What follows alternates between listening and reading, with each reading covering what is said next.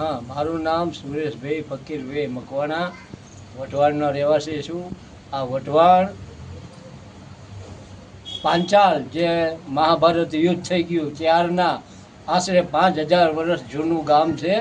આ સંત સુરા અને શૂરવીરોનું આ ગામ છે. આ ગામમાં અમારે બચ્ચુ ગઢવી જેવા ગઢવી થઈ ગયા, નામાંકિત ગઢવી એવા હસ્તી વઢવાણની તો ઘણી બધી હસ્તીઓ છે. બધાના નામ શરૂઆતથી પહોંચાયો નથી, પણ અમારું મૂળ ધંધો અમારે રાજાશાહીનો, અમે રાજાશાહીમાં નોકરી અમારા વડદાદા કરતા, એટલે ત્યારથી પણ અમારા વાઘજી ખવાસ જે હતા એ પીરને બહુ પ્રસન્ન પડ્યા અને પીર એમની પર પ્રસન્ન થયા. આ નિશાન મૂળ બગદાદનું, આમની મૂળ દરગાહ બગદાદની, એમનું નામ હજરત મોટા પીર સાહેબ.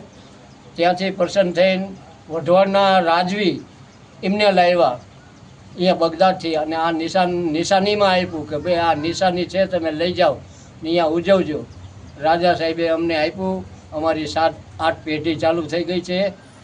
8 પેઢીથી અમે આ નિશાનને ઉજવીએ છીએ. એમ નામ હજી એક અકબંધ ચાલુ છે. વઢવાણમાં કોમી એકતા એવી છે કે અમને ક્યારેય કોઈ વઢવાણમાં આવું ગોધરાકાંડ થઈ ગયું તો પણ અમારા નિશાન બંધ નથી રહ્યા. અમારા મોહરમ ચાલુ જ રહ્યા છે. મુસલમાનોનો અમને ખૂબ સપોર્ટ છે. વઢવાણની દરેક જ્ઞાતિ 18 કોમનો અમને ખૂબ સપોર્ટ મળે છે. અને ઝઘડો થાય એવી પરિસ્થિતિ ક્યારેય ઊભી જ નથી થતી. મુસલમાન લોકો બધા સમજી જાય, હિન્દુ લોકો બધા સમજી જાય છે. અમને પોલીસ ખાતું અમને ખૂબ સપોર્ટ આપે છે, પણ એમને કંઈ તકલીફ પડતી જ નથી. બિંદાસ તેઓ એમની ફરજ બજાવે છે. આખી રાત હિન્દુના ઘરેથી આ જુલ્ફિકાર વર્ષોથી નીકળે છે, કેવું લાગે છે? આ હિન્દુના ઘરથી આવું જુલ્ફિકાર નીકળે અને કેવું ગામને અચરજ લાગે છે. અમને ખૂબ નવાઈ લાગે કે અમે અહોભાગ્ય છીએ કે અમે હિન્દુ બધા મુસલમાનની વચ્ચે મોહરમનો તાજિયા ઉજવીએ છીએ. અમને કોઈ ઓળખી નથી શકતું કે આપણા લોકો હિન્દુ છે. અમે એવા મુસલમાન બની જઈએ છીએ.